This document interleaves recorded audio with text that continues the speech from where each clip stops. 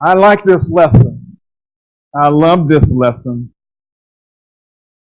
because it really didn't come home to me, the power of motherhood, until I lost my mother and the mother of my two children.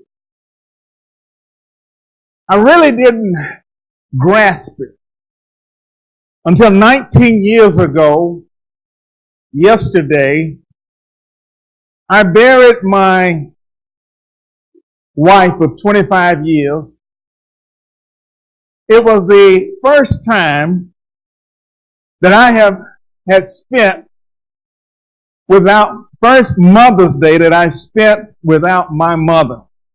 Now just imagine that for just a moment. My mom died on the 14th of February, Valentine's Day. 76 days later, my wife, who was my mom's best friend, died 76 days later, and she was buried the day before Mother's Day. This was a traumatic experience, but yet it was one that helped me to understand the impact, or better yet, the purpose of motherhood. I believe that many of us have not gathered the understanding of how important motherhood is. And unfortunately, many of us will not be able to grasp it until we lose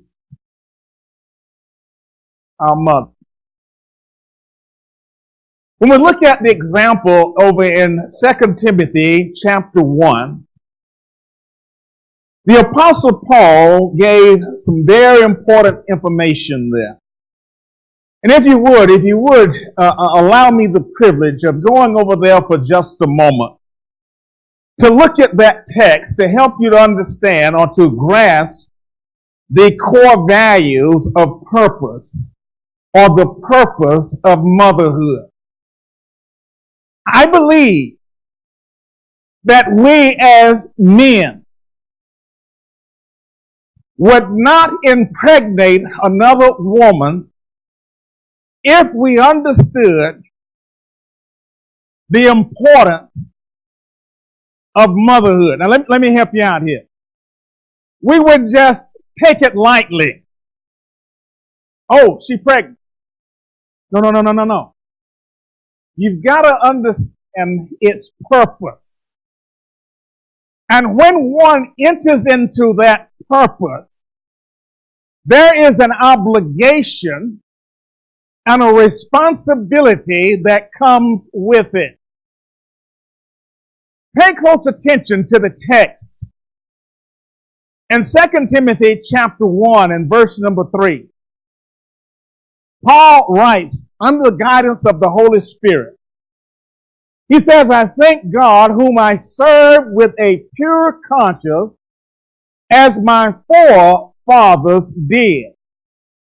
As without ceasing, I remember you in my prayers day and night, greatly desiring to see you, being mindful of your tears, that I may be filled with joy when I call to remembrance the genuine faith that is in you, that was passed on to Timothy.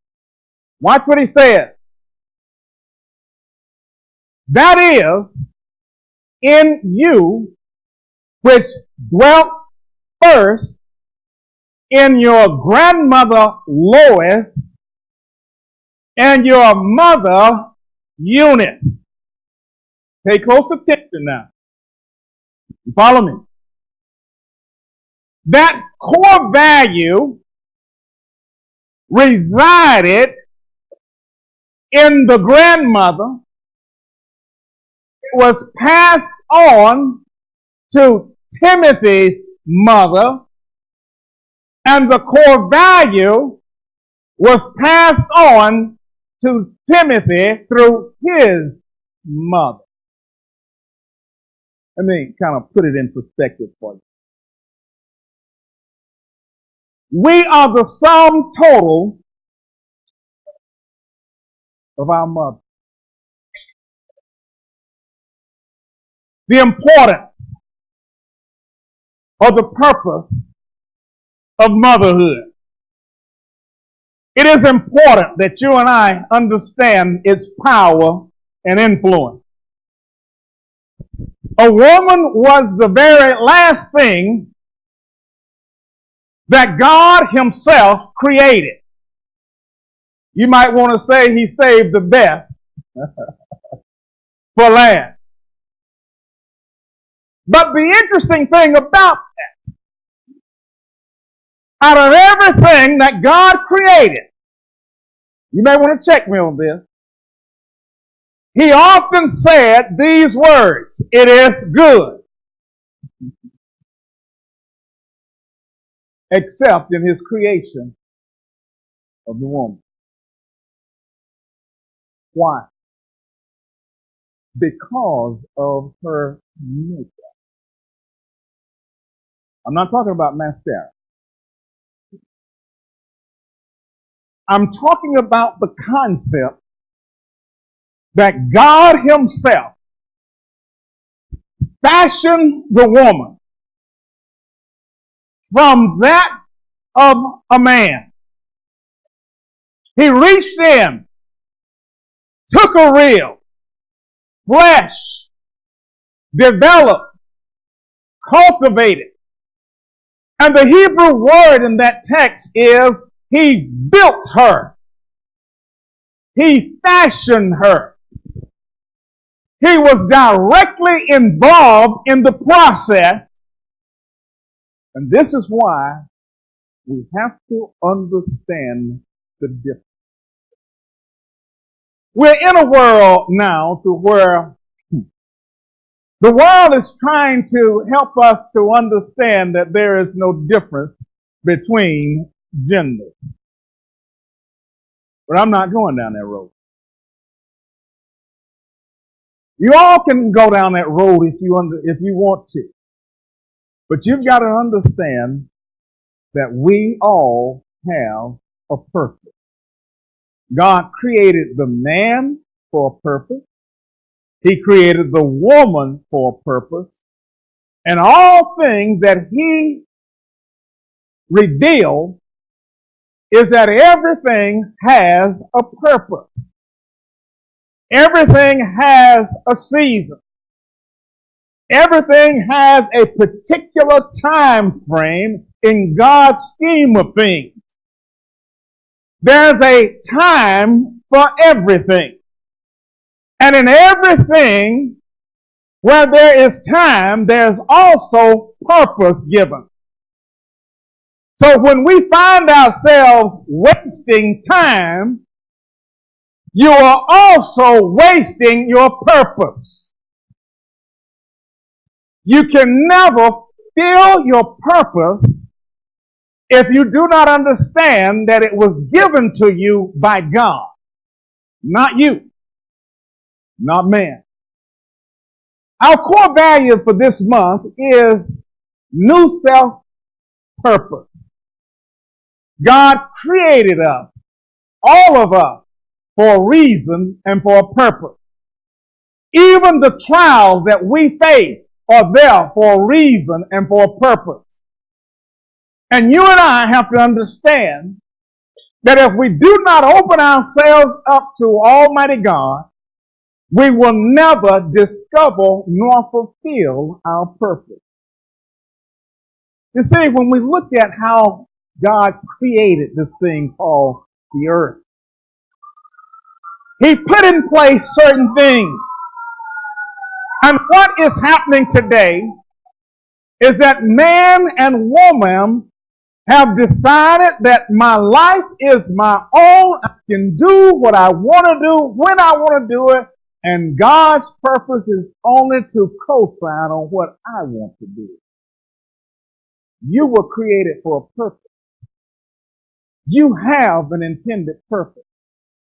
But if you never open yourself up to Him who gave you purpose, you will never discover your purpose. You will become a wandering generality. You will become an individual who are in and out of this thing, that thing, what over here, all, you're just like a bouncing ball all over the place and accomplishing nothing with your life. And this is why Paul reached over and he told Timothy these things, that these core values of purpose were instilled in you by your mother and your grandmother. Today we're going to look at this concept, and I need to bring you back for just a moment and keep you in the realm of understanding core values. You see, core values are the fundamental beliefs of a person or an organization. These values, they are the guiding principles that dictate our behavior. And you see, those principles are instilled within us from those who are in position of authority in our lives. Let me help you out, young people. Your mama and your daddy are there to guide you and to correct you. That helps you to develop core values. But what has happened today is that we have a set of parents or mothers who do not have the core values of God. And what they're doing is that they're giving children what they have. And we see the result. You see, core values, our core values.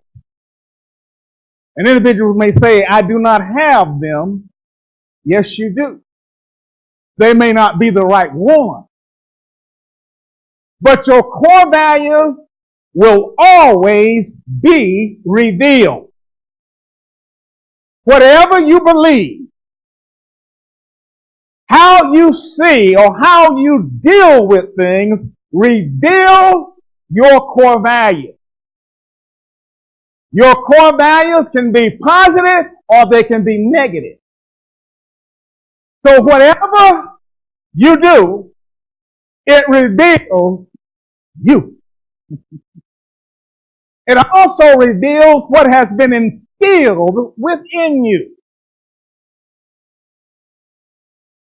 When we look at the context of core values, these core values help us to comprehend and understand the difference between right and wrong. You see that child's first contact to the human race and also to authority is connected to the mother. Did you know that? Your first contact, my first contact with the human race came through my mother. My first understanding of authority resided with my mother. It was my mother who first told me no. But what is happening today is that mothers have gotten away from the core value of telling the child, have become a teen. You see what's happening now? You follow me? Everybody follow me? So when we look at why this child, I saw it the other day. I live next door to a nursery. And this little boy, I mean, he you can look at him. You know he's going to prison. I'm serious. Somebody gonna say, you shouldn't be saying that about children. Well, I'm telling you like it is. When you know stuff, you know stuff. How many of you have grown up and gone back to your class reunion and you say, well, I knew so-and-so I knew that he was going to go to prison? Because of their core values. The little boy took off and started running when she picked him up. And she said, no, come back over here. No, you don't get hit.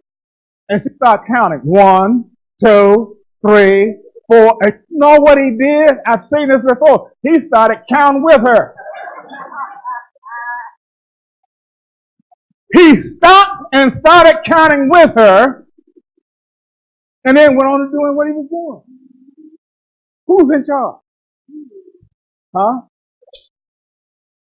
Well, I don't want to be on him because, he doesn't have his daddy in his life and this, that, and other. Well, I'm sorry, but he's got his mama. You see, core values are instilled within us from our mother and our father. We're going to talk about the father too. But you see, these core values are established. They are formed early in our lives. I know I gave you this last week, and I gave it to you for a reason. Because I need you to understand why this person who you brought into the world is acting the way they do. Because their core values were developed by you. Right. They increase, they strengthen as we mature in life. And so when that hard-headed child of yours, and you're trying to figure out why they are the way they are, or they don't listen, guess what? It was established early on and it increased. I've heard parents say, mothers say, I want them to be able to stand, I want them to be able to defend, I want them to be able to do this and do that, or whatever the case may be, but they have the wrong one. You see, new core values can be learned. Mother, new core values can be learned. And they can also change your life. Many mothers need to understand, and especially single mothers. You may not have that man involved in your life, but you do have this child. You do have a responsibility given to you by God to stand on the principle of truth. It is important that you understand that even though you messed up, God straightened you up so that you can help straighten him or her up. Sometimes we do good when we understand that we have been forgiven. And we need to teach our children how to be forgiven. So let's look at a couple of things here. And I'm going to move quite rapidly here because time is hot. It's a little warm in here, and I see you all fanning. I'm going to stay on point. We got a long way to go today. Knowledge of our core values. They help us.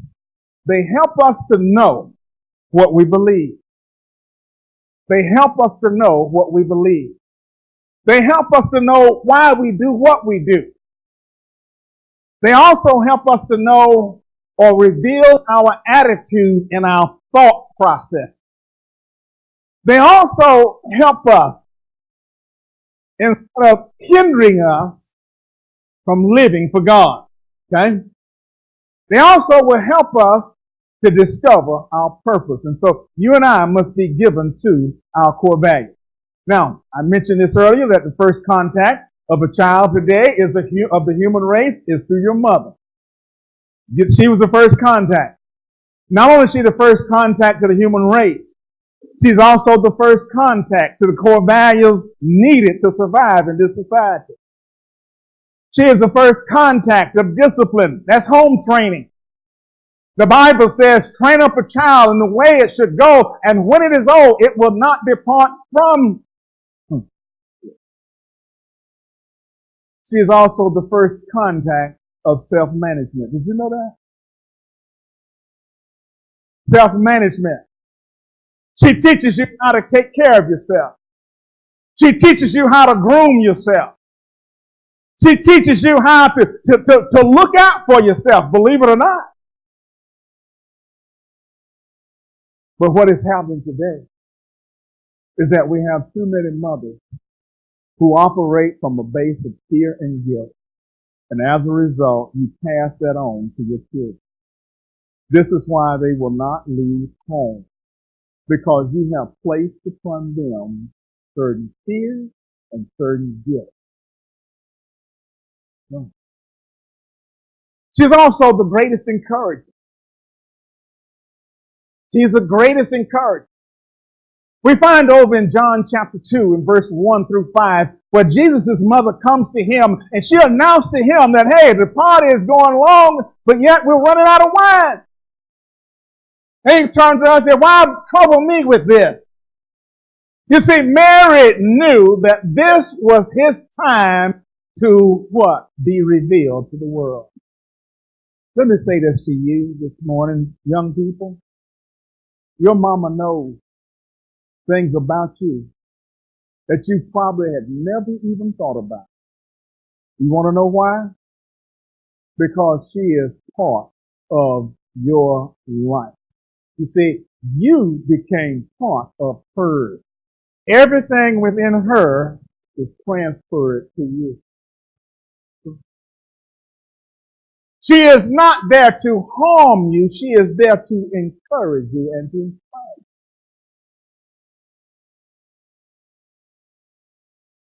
Neil and I, on one of our dates, we went out doing a little shopping a couple of weeks ago, and we had this set of cufflinks that I wanted. One broke on me. And this set of cufflinks is very special to me because my mother gave me this set of cufflinks almost 30 years ago. This set of cufflinks is a pen, a fountain pen. She gave me these cufflinks because she said to me that one day you are going to write a book. Think about that for just a moment.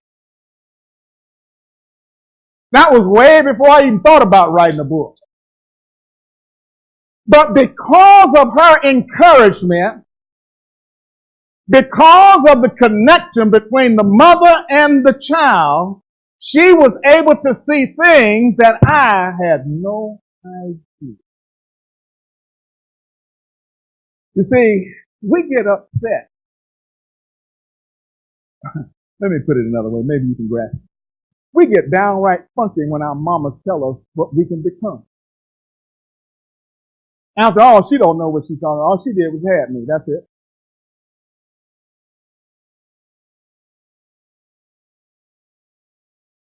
Too many mothers have become enablers instead of encouragers. Oh, I wish I had more time, but nevertheless, these are things that we need to keep in mind as we understand the purpose of motherhood. The purpose of motherhood is very unique because we look at the concept of motherhood. Everything has intention. It was the intentions of God concerning this special gift of motherhood to recreate the earth, repopulate the earth. Very different than what we know today. In today's market, we find individuals who are transgressing the responsibility and the role of motherhood. People are becoming mothers before their time. People are finding themselves just having babies instead of becoming mothers. And there is a difference. You see, motherhood has an intended purpose. And if we could understand this purpose, we will engage in it at the right time, with the right purpose, and the right motive. What is happening today is that too many people are practicing marriage, and children are becoming part of their practice. You get on the way home. Motherhood is not something you do. It is something that you do. And you do it with all sincerity. And so let us look at the core values of motherhood, the core values, the purpose of core values of motherhood. When we look at these core values, we'll keep in mind in Titus chapter 2, verses 1 through 5, in the very first verse, he says that this is sound doctrine. Sound doctrine means that there are certain things that need to take place as individuals, as Christians. This will help us to live lives that are sound and are right. And see, as a mother, as a parent, we want the best for our children, right? Are we still on the same page, mothers? Do you want the best for your children? Okay, all right, okay. You want the best? We're going to do some sound teaching this morning. The first core value of godly mother, very, very important. She believes and trusts in a holy God. She believes and trusts in a holy God. She is obedient. She is obedient to the things of God. We see this example over in 1 Timothy chapter 1 and verse number 3 and through 7. We find this example. The grandmother was obedient. The mother was obedient. And as a result, they what? Developed what? An obedient son. They did. Number 2, she chooses a man of principle. She chooses a man of principle, a man of godly character. Now, I know the single sister. Well, there's no godly men in the church. Well, stop running out there and going to the club because you're not going to find him there. You get to where you need to be and let him find you.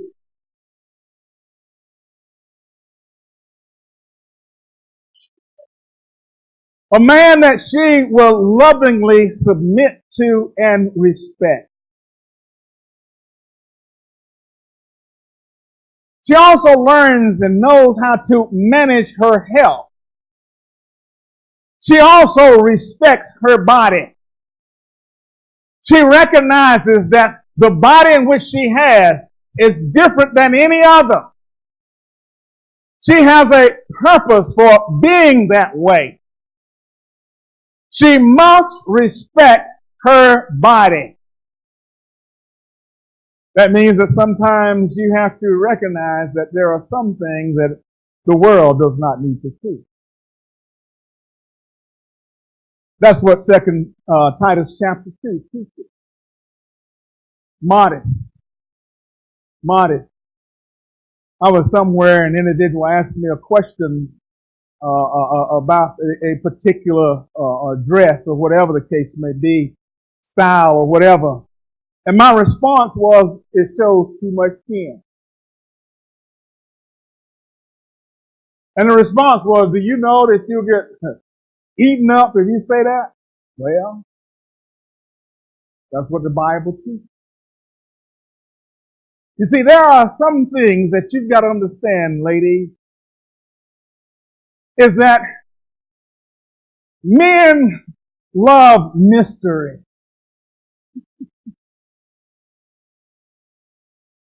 Now, you're going to show it all. That's not for me.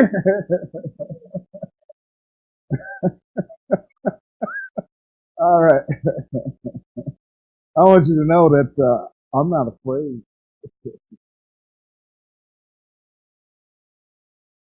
She knows how to manage her home and her time. She's a keeper of the home. It's important that you understand that these core values of godly mothers are instilled within their children. When you walk into an environment, a woman's face, and it is clutter and junky, whatever the case, stop and look back.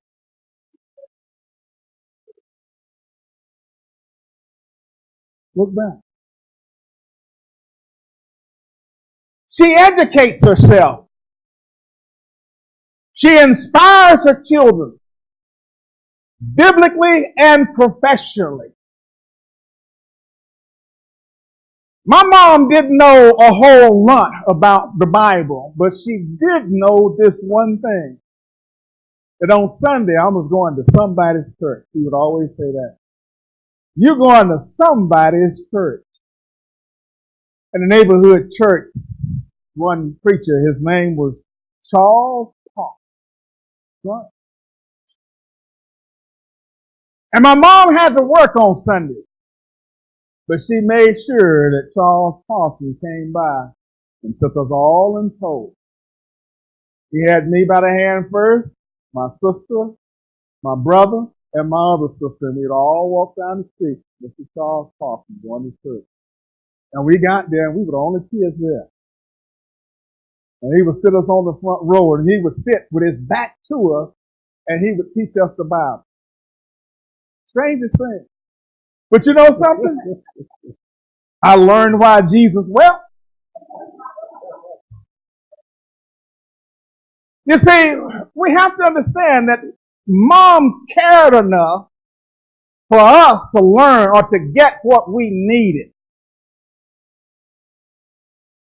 And when my children came along, one thing that they never had to do was to ask, are we going to church on Sunday? As a parent, if you ever did that, that means that you are not fulfilling your responsibility as a godly mother. She learned. She practiced being resourceful and financially stable. Brothers, our wives need to feel secure financially. That's part of her makeup. If she does not feel secure financially, and I'm not talking about you got to be rich, but she's got to know that you are stable and you're going to make sure that she gets and the children get what they need. And she's going to be resourceful. Women are very resourceful. Look at what happened yesterday, and I get the news on what's going on, and it was so interesting how individuals came together and they worked together. They did what they needed to do with what they had. That is the trait that God placed within you, and so it's important that we understand how this works. She's also confident in her stand. She's got to be confident, because if you are not confident, and if you do not stand up to your children, they will play you like a bass fiddle. Do not become your child's enabler, because the world would destroy them. You've got to become their encourager. And when you speak, they must respect your word.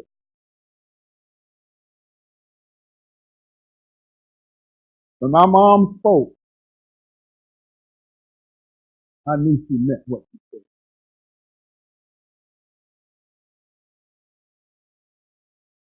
You see, too many mothers vacillate. They want to be their child's friend instead of their parent. You cannot parent effectively trying to be your child's friend. There'll come a time. There will come a time when that child reaches adulthood. There will be a time where you all can sit and talk and become friends. But when they are in the position for you to parent, you stand.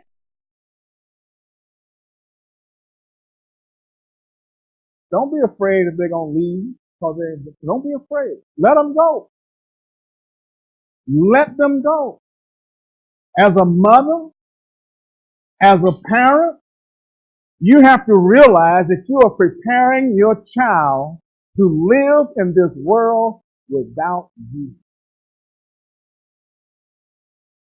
So, I used to hear it all the time. One day I'm not going to be here.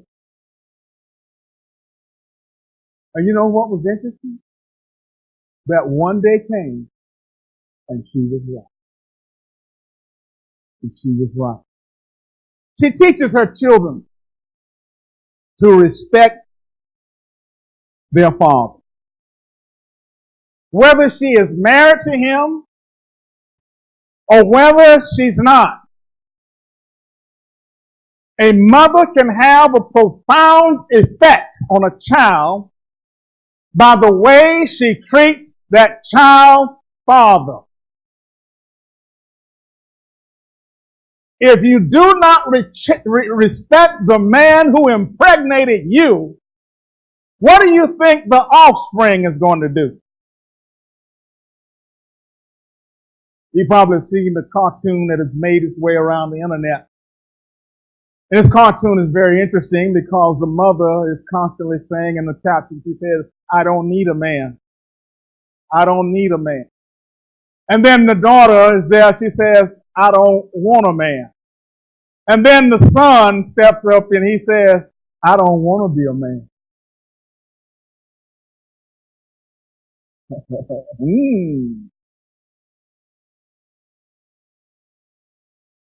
You see that respect that she gives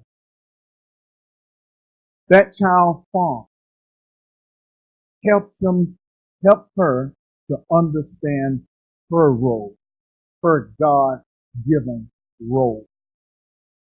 If you turn a child against their father, ultimately that child will turn against you.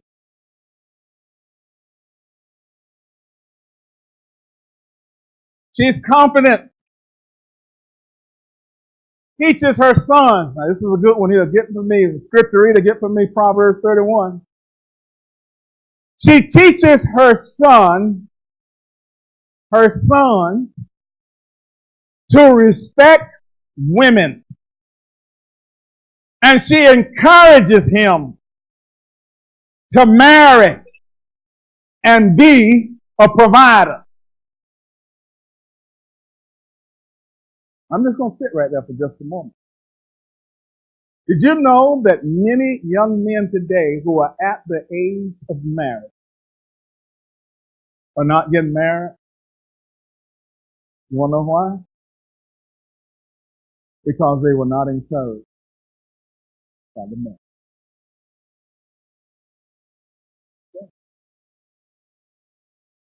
Oh yeah, he goes out there and he carries.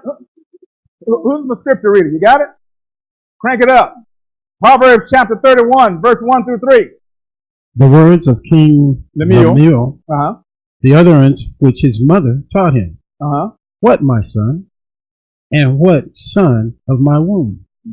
And what son of my vow? Do not give your strength to women, nor your ways to that which destroys kings. All right. Okay. Mama,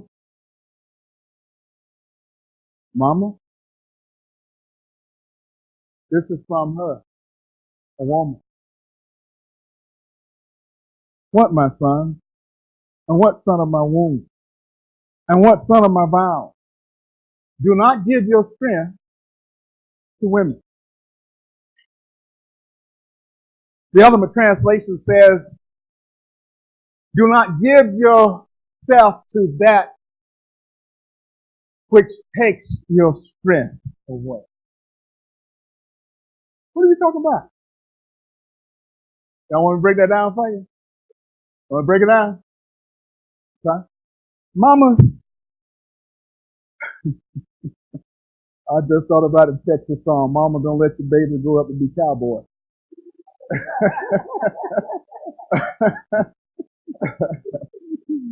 What this is saying is that, Mom, you teach him to respect a woman's body.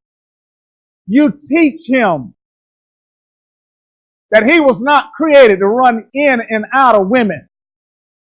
Because the more that he does, the more he loses his strength. That's what it says. That's it. And ultimately, it will destroy. It will begin to take more from him than life gives. Did you know that many men will not go to work today simply because they're running from child support? Because of all of these what? Children. Do you know that many, and I'm talking culturally speaking here, many individuals are what? More what? Are relegated to baby daddy instead of father.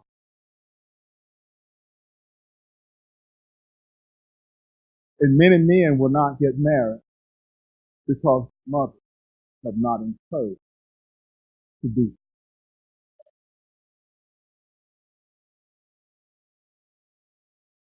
When I grew up, I knew I was going to get married.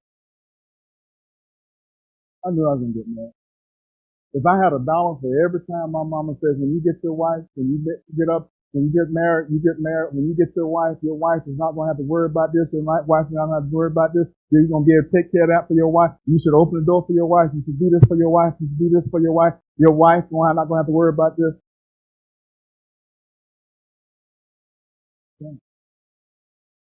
Who put that in?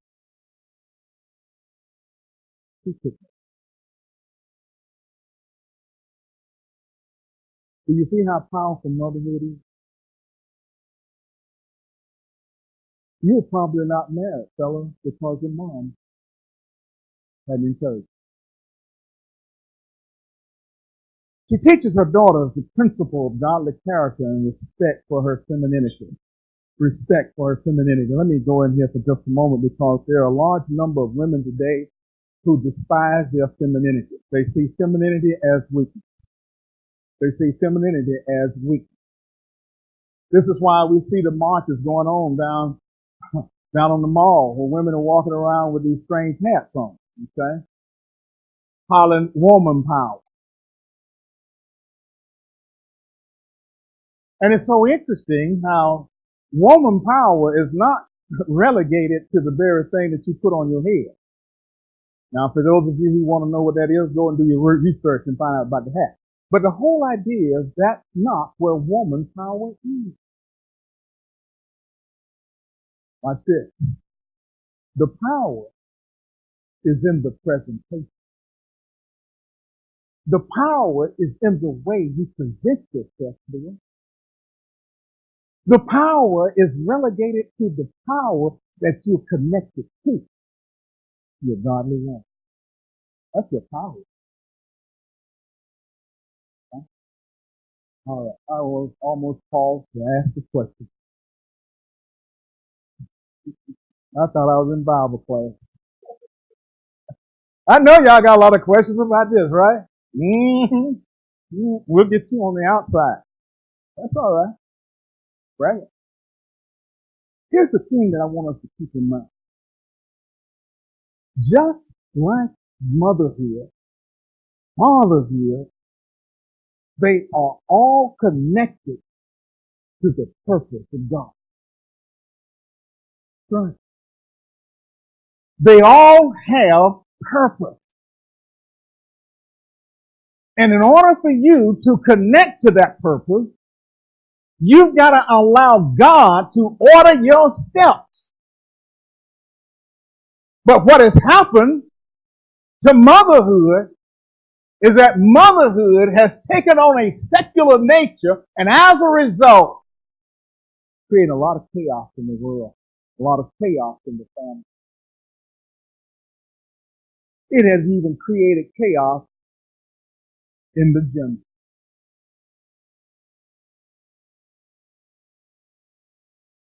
A woman cannot become a man, nor can a man become a woman.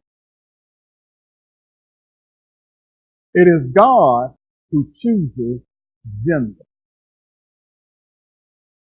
He created you to be a woman.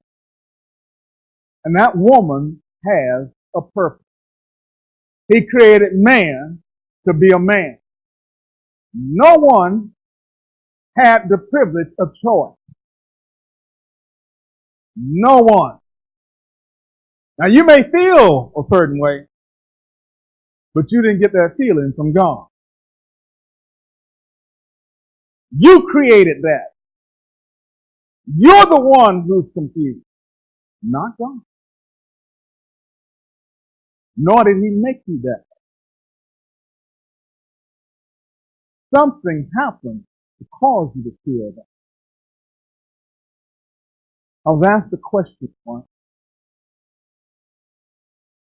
And I was asked a question by an individual who's a member of the Lord's church. And her mother had taken on a lover in the form of a woman. And she began to agree with her mother because she didn't want to lose a connection with her mother. She didn't want to deal with that guilt because the mindset is of so many today, I'm the mother, you're the child, and whatever I do is my business. You do you, I do me. Bad attitude, because it will mess up that. You see, we are dealing with something today that back during the days of Paul and others had to deal with. Now it's even becoming more and more prevalent. Watch this, even in the church. Everybody needs to stay in their lane. You need to stay in your lane. I can hear it now. Well, what if you don't have a man? Well, what if you don't have a man? Well, what if you don't have a man? You got to be the mother and the father. No. You got to be the mother. You can't be the father.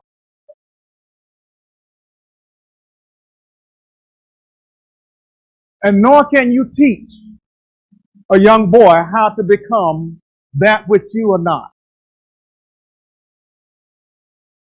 Now, you can put him in a position to learn how to become a man, but the only thing that you can teach that young boy is how to respect a woman. That's the greatest thing that you can do, because that will help him understand the purpose for himself and the woman that he sees. It's important that you understand that, how that works. We are to walk, we are to live intentionally. We're talking about intentional living here. Motherhood. Do not play with it. Every one of us came through the womb of a woman. This was so important that God's gift to the world for salvation came through the womb of a woman. Just think about that for just a minute. Came through the womb of a woman. His name is Jesus, by the way. It's because we're here today. Because of him. So today I want to encourage you. If you're a mother and you're struggling with your role and your responsibility as mother here, I want you to understand that God has made provisions for you to get the help that you need. He has given you the word. And he will also give people around you, put people around you to help you to become a mother, a better mother.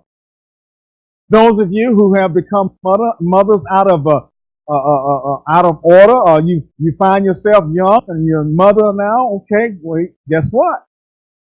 That child that you are called to bear has been given to you as a loan from God.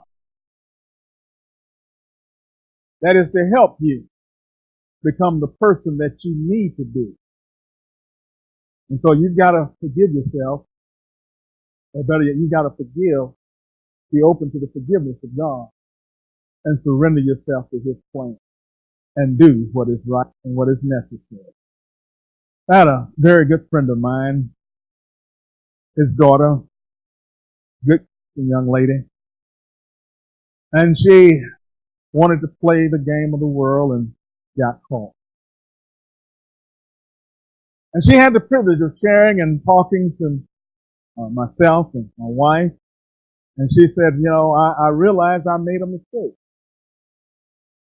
But I know from this point on, God has a purpose to this. This had to happen to open my eyes to my responsibility. I planned it this way. I was hoping that it would happen different. But now that I'm here, I need to step up and be the person that God has called me to be. And you know what was so interesting? When she made that commitment to the Lord took her trial and tribulation and turned it into a blessing. And that's something? Only because she was willing to obey. She was willing to surrender herself. You see, too many individuals try to do God's will under their own power and their fear. I want to encourage you. I want to talk to the women for just a moment. Sisters, you're special. Sisters, you have a responsibility. Remember, you're special. God created you, woman, with his own hand. Right. He fashioned you. He's given you a purpose. He's calling on you to live in it. And so if you are not willing to walk in his purpose, that means that you are not willing to allow your steps to be ordered by him. And so as a result, you're going to find hardship after hardship after hardship after hardship. Yeah. You will never find contentment until you surrender yourself to him. That's the way it works. So are you listening this morning? Are you subject to this invitation? If so, you need to repent and get back in the will of God. Walk in your purpose. Walk in your purpose. To the men in the audience this morning, I know we talked about motherhood, but I want to talk to you for just a moment. Are you fulfilling your purpose? Right. Oh, yeah. We don't have to wait to Father's Day to get your message. You got some of this today. It's important that you be the man that God has called you to be. Well, she won't let me lead. No. It's not her leadership to let you. Okay? Okay? You got to do what he asked you to do. Okay? You've got to become what he wants you to become. That is the only way that you can find your purpose. Right. Are you subject to this call? Maybe you're outside of the fellowship of God, and the Bible tells us what we need to do to be saved, to be hear, believe, repent, confess, and be baptized for the remission of our sins. If God is calling you to repent today and be saved, I encourage you to do that as we stand and sing the invitation.